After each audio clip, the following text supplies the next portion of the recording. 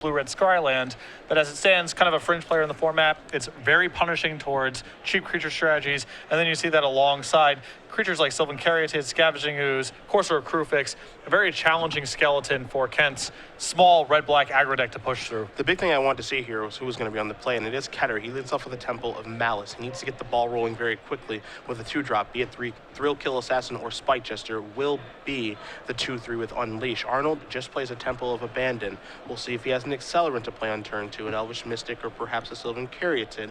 The card that Ketter has to probably be the most scared of course, is Courser of Crewfix. Yeah.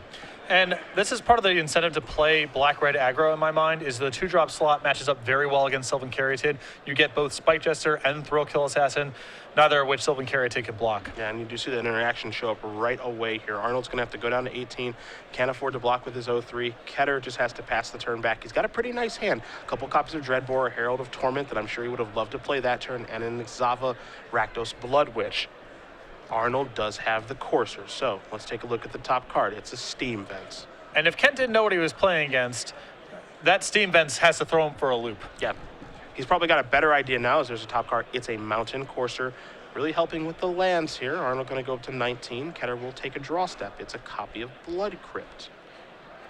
Big draw here as it gives him access to 2 Dreadbores in a turn or Xava the Blood Witch. Okay. He's going to go with Dreadbore here. Does have a Lightning Strike. He's going to play this untapped. Ketter likely going to come across for 2 points of damage. Arnold going to go down to 17, and that Dreadbore will be at the ready for the next big threat that Christopher Arnold does play. As Chris does draw that mountain that we all knew about. He does have an Aetherling in his hand. Looks like he may have a Mizium Mortars hanging out over there as well. But we're going to start with the mountain into a copy of Stormbreath Dragon. And everything that Christopher does in this matchup, once he has his mana and mana accelerants online, is really challenging for aggro decks to beat. Yeah. Now, Kent, of course, decided to take 2 points of damage playing that Blood Crypt on tap. Could have just played it tapped and moved about his turn with the thought of maybe I'll get to Lightning Strike something, but he did not. Now, this Lightning Strike, however, could just go upstairs. Yeah, and that's actually, I do like this play a lot from Kent because his mana is accounted for likely the next 2 turns with Xava and a bestowed Herald of Torment. So this might be his only chance to efficiently land that Lightning Strike. Let's see if it's going to be Xava time or is it going to be Dreadbore plus Magma Jet time. Is it time to race or is it time to, kill some creatures and manipulate a little bit? He decides it's time to race. Xava unleashed. Let's get in for 6. Arnold's going to go down to 8. Yeah, and Kent can't win this game in the long term, so he's got to try to win it in the short term. Arnold's going to untap those lands. He's going to take a draw step. It's a Domri Raid. Domri not the best in this board position, as the Stormbreath Dragon is going to come into the red zone. Ketter's going to go down to 10. Domri can fight the creatures that are in play. That's not all that exciting, as here's a Mizium Mortars to take down the Xava.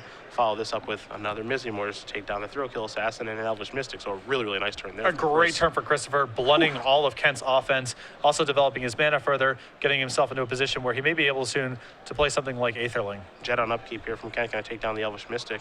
I would be a little surprised that doesn't go upstairs, but one on top, one on bottom. Ketter will draw a card. It's a Blood Crypt. Does he have any interest in Dreadboring here? It looks like he does. So Dreadbore's going to take care of the dragon. Ketter's going to pass the turn back. Arnold's going to untap. And Christopher's done a successful job of taking all the wind out of Kent's sails. Christopher's been missing land drops too, so Kent has to know there's a bunch of spells in hand. So this is going to probably be a real uphill battle for Kent unless he finds some of his high impact cards like Stormbreath Dragon very quickly. There's a Domri. That's going to come into play. It's going to tick up, reveals a Xenagos. Obviously not going to come into play. That's a copy of Elvish Mystic. Pass it back. Ketter's going to draw a Blood Crypt. He's going to follow this up with a Herald of Torment before passing the turn back here.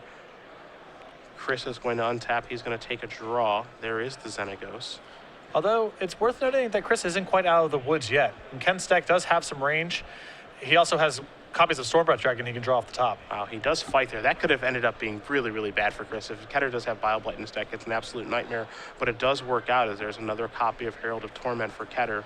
It's really hard to put Kent on playing BioBlight in his list because he needs to play cards like Dreadbore as Universal Answers, and then the rest of his removal likely has to be filled out with burn spells because he's an aggressive deck. So even though it's not impossible for Kent to have BioBlight in that situation, I do like Chris electing not to play around it as it just doesn't quite add up given the rest of the cards that Kent has played in the first game. You can see Ketter draw that Herald of Torment and concede the game. So Christopher Arnold, with his top 8 dreams on the line, does win game number 1. We'll move over to the sideboards here. We'll start by taking a look at Ketter's, and because you are the Red Maestro, I'll let you take it away. An Erebos, God of the Dead, a Stormbreath Dragon, 2 Dark Betrayals, 3 Doom Blades, 3 Mizium Mortars, 4 Skull Cracks. I have to imagine the additional spot removal is going to be coming in, the Doom Blades and the Mizium Mortars. Being able to kill Courser of Crufix is really critical for Kent for a variety of reasons. A 2/4 is a great blocker in this matchup. Also, the life gain and the land drops matter quite a bit as well. I also think he wants to bring in the additional copy of Stormbreath Dragon to give him some additional reach. There is some temptation to bring in Skullcrack, as Kent's the beatdown deck in the matchup, and Courser of Crufix and potentially other life gain effects like Scavenging Ooze exist as well. But I think he needs to focus much more about playing to the board, getting off to an early advantage, and then using kill spells to prevent Christopher from getting to his more expensive stuff. I don't think this is a pure burn matchup. Other side of things here for Arnold, he's got 1 Rurik Thar the Unbowed, 3 copies of Turn and Burn, 2 Syncopates, 2 copies of Pithing Needle, 3 Negates, a Mizium Mortars, and 3 copies of Mistcutter Hydra. Not a lot of cards here in his sideboard that are trying to fix the hyper-aggressive matchups, but a couple of them are pretty nice, and 3 Turn and Burns. So that card obviously has a lot of functionality in this particular matchup. Removal spell, if he does get to fuse it, it'll take down some of the bigger cards like an Exava or Stormbreath Dragon. And the 1 Mizium Mortars, we saw Mizium Mortars be used to great effect there. It's basically just a 2-mana removal spell. Plays the role of Doomblade. Yeah, and even though Turn Burn isn't at its best against hyper-aggressive decks, Kent is going higher up the curve, which makes Turn Burn a little bit more attractive. Additionally, Chris has some easy cuts in his deck. He has 2 copies of Sylvan Primordial. Even the Aetherling feels a little bit too slow for this kind of matchup, even though it was reasonably powerful in the first game. So Chris has some easy additions to make his deck a little bit more streamlined without diluting the power too much. Again, once he stabilizes the board, Christopher can win fairly easily behind cards like Xenagos the Reveler and Ral Zarek. So all he needs to be concerning himself with is stabilizing the early board, making sure his life total stays fairly high, and then he can win the game with some of his medium impact cards. He doesn't need to go all the way up to Sylvan Primordial or Aetherling to outclass the threats that Kent's bringing to the table. See both players shuffling up here. Ketter will be on the play here for game number 2. Again, we've got 3 players who have locked things up for top 8. Joe Lissette, Tom Ross, and Jared Betcher. 3 names that you're probably quite familiar with. And a bunch of people out here in the top of the standings looking to make a name for themselves, up to and including Christopher Arnold here, who is up a game with his Rug Monsters deck, a deck that coming into this tournament, especially on the standard side of things, I'm sure we did not expect to see. No, and actually this is the second Rug Monsters list we've had on camera this weekend. Day 1 we had Christopher Yarborough in a totally different shell was playing one as well. Christopher's built a little bit more streamlined, and I am a big fan of Ral Zarek in this metagame, as there are a lot of aggressive decks floating around, and Ral Zarek is very punishing on those strategies. Adrian Sullivan writing about this Rug Monsters deck this week on Star City Games on the Select side, so if you do want to check that out, feel free. But Christopher Arnold obviously using this to great effect. Ketter going to start off with a Rakdos Cackler here unleashed. He's got a 2/2 on turn 1. Arnold with a Forest and an Elvish Mystic, a big play here for him. Yeah, Kent's already got to be a little annoyed by the pacing of the matchup here. He doesn't have a way to kill that Elvish Mystic, and it might set the stage for Christopher to just accelerate out threats that are too fast. Spy Jester going to trade, so that's kind of a way to get the job done. I mean, certainly good enough. As getting Elvish Mystic off the table, I think is very important for Ketter. And here's the Temple of Abandon, so no ramping, even though Arnold is looking at a copy of Sylvan Carriage. I wonder if he wants to keep that, and he does not. There's another copy of Elvish Mystic. And now you see why Christopher blocked last turn. He has a backup Accelerant. He can still get to 4 mana next turn if his draw works out the right way. I wonder if Ketter has another removal spell. He's going to play Temple of Malice, deciding where he wants to go with this. He's going to say, let's get into the red zone. Kent is an entertainingly expressive player. I agree 100%. That's why I love watching him do battle. Arnold, what do you want to do? You're going to tap 3 mana. This seems like it might be a Courser here. Could be a Domri as well. And it will be the Planeswalker. If you're Kent, you got to be breathing a sigh of relief here, as Courser or Crufix would be brutal. Yeah, Stormbreath Dragon going to come to the grip. Arnold does have a land as his team vents tap, pass the turn back. Ketter will take a draw. He kept this card on top. It's another copy of Temple of Malice. So that'll come in. I'm really interested to see exactly where this Rakdos Cackler is going to go. Top card's going to go to the bottom from the scry. I would be surprised if this did not go at Domri, as he has Herald Torment in his hand next turn. Assuming Domri takes up to 3, the Herald can finish it off the following turn. And I feel like Christopher is simply too high for Kent to be going directly at the face. This Domri is going to add up to a lot of removal spells. Well, Ketter disagrees. He says, I'm going right towards you, thank you very much. And does not play the Herald of Torment this turn, thinking that he would much rather bestow. It's interesting to me that he would go down that path, because he does have several Stormbreath Dragons in his hand, so he has stuff to do once he hits 5 mana. So I do understand on the other side of it that it's very easy for Christopher to block a Rakdos Cackler with nearly anything his deck produces. So there's some argument in keeping the Herald of Torment in your hand so you can make the Rakdos Cackler into a real threat. But I do feel like Kent might be setting his tempo back a little bit too far here because his 5 mana slots are accounted for the next couple of turns. Yeah, you know, what I think Kent is doing here is he's leaving mana up to say, hey, I've got a removal spell, so you better tread carefully. And I actually kind of like that play. We'll see how it ends up working out, though, for Ketter as he draws a Magma Jet for the turn. The big question now is, does he slam down a Stormbreath Dragon, or does he bestow a Herald of Torment? And he's going to slam down the Dragon, which is the easier play of the two, I think. And now he's going to get in the red zone. Let's see where they're going. He's going to stick with the plan of going to you. Turn that Dragon into an 0-1. Eat that alive. That's a nice play there. That is a really nice play there from Arnold. Yeah. Incredible way to break serve against Kent's more expensive threats. And we talked about this during sideboard. Turnburn not at its best against most aggressive strategies, but certainly ones going up to 4 and 5 mana threats, it's quite good. Yeah, here comes a Dragon in the red zone. Ketter going to go down to 16. Stomping Ground going to play tapped. That's going to eat the Rakdos Cackler. And I love this play from Christopher. Even though that Cackler looks fairly innocuous, Chris has a pretty overwhelming power edge. All he has to concern himself with is preserving his life total. Yeah. Ketter's going to take a draw. It's a Dreadbore. See if he wants to cast that, or if he wants to play another Dragon this turn, because he can play Dreadbore, take care of your Stormbreath Dragon, and then play Herald of Torment, which, again, is an option that he chose not to take much earlier in the game. Yeah, this speaks to what I was talking about before, where he has his mana accounted for several turns with the 2 Stormbreath Dragons. So I would have just landed the Herald of Torment for 3 mana when he had that opening. So he's going to get this off of the table. Now here's the Herald of Torment, a couple of turns late to the party, potentially. Arnold's going to untap. He's going to take a draw. He's going to tick up, so that means the Herald's going to live. Mizzium Mortars is the top card of his deck. Again, we know that, but Ketter does not, even though Ketter did see 2 copies of Mizzium Mortars in the last game. Looks like Christopher's got a fairly soft hand at this point. Some lands and additional Domri that's not providing a lot. And he just passes the turn back over to Ketter, who's going to take a draw. It's a Blood Crypt. Will he cast the Dragon this turn? Yeah, I mean, he has to respect the possibility of Mizzium Mortars next turn, especially with Christopher leaving a card on top of his deck.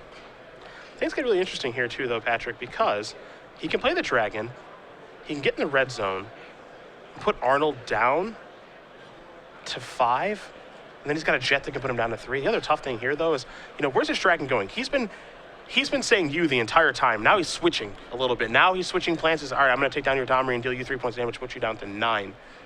So he's changed game plans a little bit. Yeah, and I actually like this play a lot because if Christopher does not have Mizzium Mortars, Kent has still an overwhelming edge. And if Christopher does have Mizzium Mortars, then at least you've removed the Domri from the table. Well, Arnold, pretty easy play here. There's an overload of Mizzium Mortars. Let's get those creatures off of the table. So, a little 2-for-1 action there. Let's see if the Elvish Mystic's going to come in. Arnold knows that Spike Jester is looming in this deck. And what's the 1 point of damage really worth? Yeah, the answer is not going to do that. Now Ketter's got a Magma Jet on upkeep. He's going to go upstairs with that. So now Arnold goes down to 7. Ketter looking at 2 cards, a Doomblade and a Magma Jet. And this is a really hard scry. Yeah, I still feel like it's worth keeping Magma Jet here because you can basically reset the turn that you just had and deal 2 more points of damage essentially for free, assuming Christopher's light on action, which he likely is. I don't think you can afford to keep Doomblade here. He is going to keep Doomblade. That's his top card. Magma Jet's the next card. So, Bulkier comes into play, tap. Ketter passes the turn back over to Arnold. Arnold draws a copy of Mizzium Mortars, and Kent might be on the plan of, I have to do burn damage to get the job done. There's a Domri. That's going to take up to 4. Stormbreath Dragon is the draw. And Will Arnold play a land untapped here? Christopher elected not to play a land untapped last turn. He actually kept both in his hand, and now this is happening. I was a little curious about that. He's just going to play Stomping Ground tap and pass the turn back. Ketter's going to draw a Magma Jet for the turn to go along with that Doomblade. Again, I want to see if Ketter's going to shift roles or not. Maybe go Magma Jetting something else. Elvish Mystic comes rolling off the top here for Arnold. I think with Kent right now, the die has been cast. I don't think he can really afford too much to contain Christopher's board outside of using Doomblades and such on the largest threats. He has to keep the burn spells to try to finish off Christopher. There's a Stormbreath. Into the red zone we go. There's the Doomblade. Get that thing off the table. Elvish Mystic going to show up here. Arnold, will he play a land or not? He's counting. He's not played one just yet. There's his Steam Vents. He passes it back. Ketter Magma Jet in the grip. Will he cast it? If so, where's it going? I think, well, it's certainly not that much utility to kill one of the Elvish Mystics, and I don't think that he can fight Domri anymore, so it's just got to be a Christopher. Thrill Kill Assassin, Blood Crypt, blech.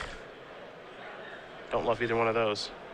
I'm curious to see how much burn Ken has actually left in this deck. Lightning Strike is generally pretty poor against green-red monsters. It doesn't kill Courser, obviously doesn't kill Caryatid. He's in a spot now where he could really use a burn spell, but if I was in Ken's position, Lightning Strike would be one of the first cards that came out of my deck, so it's not clear how much is left. Thrill Kill Assassin with Unleash. Take a look at the top cards, the Temple of Mystery. So Domri's not providing a ton of fuel. I believe Arnold has a removal spell in his hand, but he might not need to use this right now. Looks like he's rearranging some mana to consider using it, but Elvish Mystics can be chump blocking duty. They're not really doing very much else. Just going to pass the turn back. I actually like that play a lot there. Yeah, if he has Mortars in hand, there's a lot of upside for him waiting for Ken to play such a second threat. He's actually fairly close to having to being able to get to Ultimate Domri in this spot too, so Kent needs to add more stuff to the table if he has the option to do so. Ketter with a third Magma Jet. Here's a Temple of Mystery from Arnold. He's going to leave that card on top. Domri's going up to 7. That means a creature's coming to the hand. That's a Courser, but he's already played his land. So let's see what the top card's going to be. This is a Pool of Chronos. I think we got an idea where Magma Jet's going. The big question here is Arnold going to leave that creature in play? Because he didn't miss any Mortars last turn, but if he leaves this in play, a Herald Torment off the top from the Scry with Bestow is a nightmare, so now he is going to cash in the Mizzing Mortars to get this off of the table. Stormbreath Dragon also becomes problematic if Ken draws it. Stormbreath Dragon is going to be an issue regardless. It's just going to be lethal because he's going to go down to 3 from the jet and then lethal for 4 in the air. You see Ketter's going to take a look now. What can he do to get himself out of this situation? Knows a Pool of Chronos is coming, knows that a Domri Emblem can be coming, that Courser can gain some life. Ketter, we're going to Domri. 1 and 2, there's a Chandra's Phoenix and a mystery card. Pretty heartbreaking there for Kent to have to use his Magma Jet in such a fashion. Yeah, I agree. He feels like that he has to do it though. So now he's going to play a Chandra's Phoenix coming across for 3. Arnold's going to go down to 3 with the ability to gain some life if he finds a land for the Courser, but we know we're going to start with Pool of Chronos. That is a Temple of Abandon. That's going to put Arnold up to 4. Let him scry. We'll see the top card. That's a Mizzing Mortars.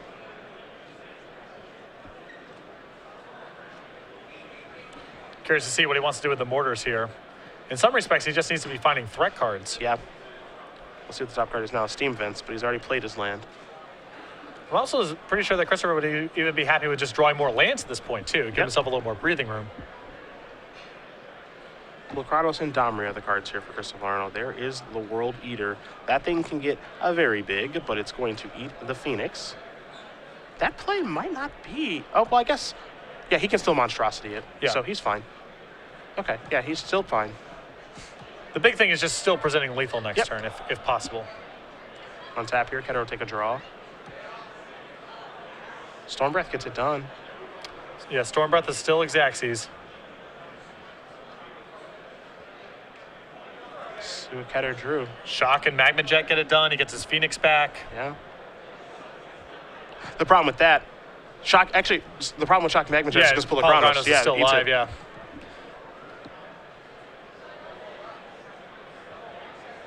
Ketter just has to pass the turn back. Arnold's going to tap a boatload of mana. He's got a Steam Vents on top of his deck, so he's going to go to 5 here. Probably play the Breeding Pool off the top instead. So now that's how he's going to go to 5 with that land coming into play tapped. And 5 is a really important flashpoint here, as it means Stormbreath Dragon is no longer going to kill Christopher. Another copy of Courser Crewfix off the top. Has not activated Domri just yet. You see, now he's counting the mana to see how much the monstrosity can be for. He still has to respect the possibility that Ken has Doomblade in hand, as he's already shown it in this game. So here's the thing. You see an attack here for 7, and Arnold can Monstrosity for 5 if he wants to, but he's choosing not to. Would be a lethal Monstrosity. Yeah, I mean, now we're playing a game of chicken here where Ken's waiting. There's the Courser going to go to the grip. Top card's a Temple of Mystery. 3 mana. There is your Courser. Land has already been played for the turn by Arnold. can threaten a monstrosity activation here with Pellegrino still. Ketter's going to draw a card.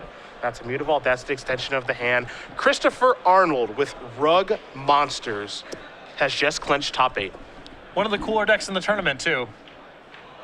Without question. Yeah, well, definitely outside the box and making good use of Ral Zarek, which if you compare power level to amount that it's been played, perhaps the most underrepresented card in Standard for the last, 8 months. I definitely agree with you. For Kent Ketter, being unable to draw after that insane win over Michael Braverman last round, it's got to be tough.